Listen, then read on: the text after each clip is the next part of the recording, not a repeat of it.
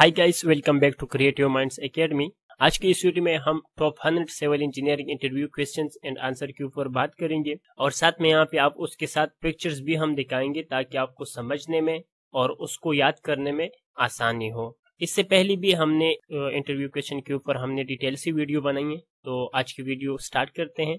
आज हम question number 16 को देखेंगे। What do you mean by segregation? Segregation क्या होता है? Segregation is a separation of cement sand from aggregate.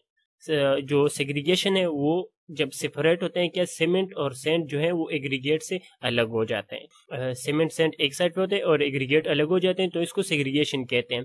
ठीक है, और ये किस वजह से होता है? This is cause due to water cement ratio and when concrete is poured about more than 1.5 metres. देखिए, इसकी दो वजह से सेग्रीगेशन होता है। वाटर जो सीमेंट सैंड एग्रीगेट से अलग होता है, उसकी बॉन्डिंग जो है वो ब्रेक हो जाती है, तो उसकी तो यहाँ पे दो काज दिए हैं। ठीक है, सबसे पहले उन लोगों ने कहा कि वाटर सीमेंट रेशो से भी हो सकता है कि अगर आपने उसमें वाटर ज्यादा ऐड किए या कम ऐड किए तो उससे भी सेग्रीगेशन हो जाते हैं। ठीक है, और उसके अलावा यहाँ पे क्या लेके 1.5 मीटर, अगर जो यहाँ पे आप कंक्रीट यहाँ पे क्या करे फ्योर कर रहे हो ना, तो ये कंक्रीट का हाइट अगर जिस जगह से आप कंक्रीट नीचे फेंक रहे हो उसका हाइट 1.5 मीटर से ज्यादा है तो तब भी सेग्रीगेशन हो सकता है। ठीक है ना, तब भी सेग्रीगेशन होता है। तो ये दो कास्ट है। तीसरा कास्ट जिसमें ये भी हो सकता है कि अगर आप जहाँ पे, जैसे कि मैं यहाँ पे कंक्रीट कास्ट कर रहा हूँ और फॉर एग्जांपल जहाँ पे मैं कंक्रीट मिक्सचर, जहाँ पे मैं कंक्रीट तैयार कर रहा हूँ, उस जगह की और जगह जिस जगह पे मैं कास्ट कर रहा हूँ दोनों में फासला ज्यादा हो, तो उस फासले ज्यादा पे तो आप जब कंक्रीट उस जगह से यहाँ तक लेके आते हो, ठीक है ना, जब यहाँ पे आप कंक्रीट लेके आते हो तो उसमें डिस्टेंस ज्यादा होने की वजह से वो वाइब्रेट होते हैं। रास्ते में जब आप कंक्रीट लेके आते हो तो वो वाइब्रेट होते हैं, उस वजह से भी सेग्रीगेशन होता है। Question number 17, what is bleeding in concrete? Concrete में ब्लीडिंग क्या होता है? ठीक है ना, किस तरह होते हैं और उसका ब्लीडिंग क्या होता है? Bleeding is one form of segregation. ये जो ब्लीडिंग है ये भी सेग्रीगेशन का एक फॉर्म होता है। Where water comes out to the surface of the concrete. क्या होता है, जब आप यहाँ पे कंक्रीट कास्ट करते हो ना, तो इसकी सरफेस के ऊपर जो थोड़ा सा नमी सा पानी सा थोड़ा सा ऊपर आ जाते हैं, वो वाटर आ जाते हैं और उसके साथ साथ थोड़ा सा ही उसकी सीमेंट भी बाहर आ जाते हैं टॉप पर, इसके टॉप सरफेस पर। तो ये होता है ब्लीडिंग। और ये ब्लीडिंग भी फिर दो किस्म के होते हैं। एक तो सारी जो जितनी भी आप कंक्रीट करते हो ना, तो सारी सरफेस के ऊपर आ जाती है ऊपर, और एक होता है जो फात बना देता है, जो कि रास्ता सा बना देता है और वो पानी वहां से बाहर निकलते हैं। तो ये टू टाइप्स की ब्लीडिंग होती है। ठीक है, ब्लीडिंग क्या होता है? यहाँ पे जो सरफेस के ऊपर जो वाटर ऊपर आ जाते हैं और उसके साथ सीमेंट भी, लाजमी बात है जब कंक्रीट में सीमेंट है तो सीमेंट भी ऊपर आ जाते हैं, लेकिन सीमेंट थोड़ा कम आते हैं और वाटर ज्यादा आते हैं, तो इसको ब्लीडिंग कहते हैं। ठीक है, ब्लीडिंग इन कंक्रीट या bleeding of concrete. Next question है, व्हाट इज ग्रोटिंग? ग्रोटिंग क्या होता है? देखें, grouting is a fluid form of concrete that is used to fill the voids. देखिए, जब कंक्रीट हम कास्ट करते हैं या कंक्रीट जब हम करते हैं तो उसमें इस तरह क्या होते हैं, वाइड्स होते हैं। ठीक है ना, जो ये जगह होती है ना, जैसे क्रैक्स वगैरह होते हैं,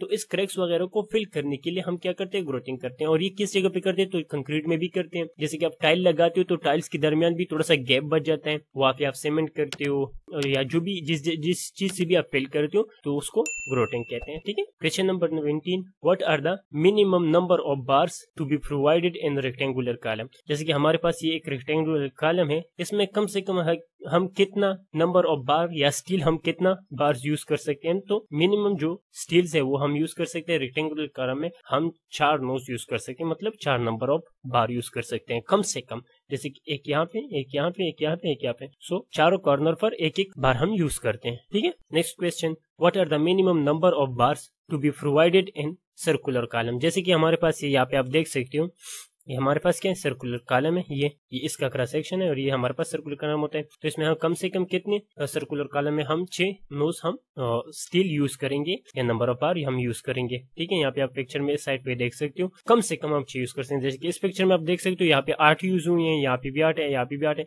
कम से कम आप 6 यूज कर सकते हो, उससे ज्यादा आप यूज कर सकते हो। Question number 21, how much does 1 bag of cement weight? एक सीमेंट बैग का वेट क्या होना चाहिए, कि कितना वेट होता है एक सीमेंट बैग का? इसका आंसर है 1 bag of cement typically weighs 50 kilograms.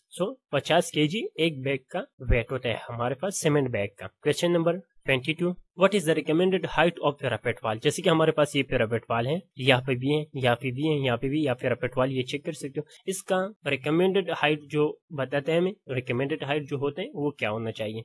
The recommended height of a फिर आप 12 अप्रोक्सीमेटली 1 मीटर। ये 1 मीटर ऑलमोस्ट होना चाहिए, 1 मीटर से थोड़ा ज्यादा भी होना चाहिए, लेकिन 1 मीटर होना चाहिए, कम से कम 1 मीटर तो होना ही चाहिए। ठीक है, कम भी रख सकते हो, ज्यादा भी रख सकते हो, लेकिन जो रिकमेंडेड है वो 1 मीटर है। How many layers need to fill concrete cube for test. जो हम कंक्रीट क्यूब टेस्ट करते हैं, कंप्रेसिव स्ट्रेंथ टेस्ट हम करते हैं, तो ये हमारे पास कंक्रीट का मोल्ड्स होते हैं, तो इसमें हम जब कंक्रीट फिल करते हैं तो कितने लेयर्स में हम इसको फिल कर सकते हैं, कितने लेयर्स में हम इसको फिल करेंगे। So answer is 3 layer needed to fill concrete cube. एक लेयर हम फिल करेंगे, उसके बाद फिर दूसरा लेयर, ये 150 mm होता है तो 50 mm पहले हम फिल करेंगे, उसके बाद फिर 50 mm, उसके बाद फिर 50 mm इसको हम फिल करेंगे। ठीक है, question number 24, how many layers need to fill concrete slump for slump test. हम जब कंक्रीट स्लम्प टेस्ट करते हैं, ठीक है ना, स्लम्प टेस्ट जब हम करते हैं तो उसमें कितनी लेयर में हम स्लम्प को कितनी लेयर में फिल करेंगे। सो क्यूब को हम 3 लेयर में फिल करेंगे और स्लम्प को हम 4 लेयर्स में फिल करेंगे। ठीक है, नेक्स्ट हमारे पास question number 25, how many times required to mix concrete in a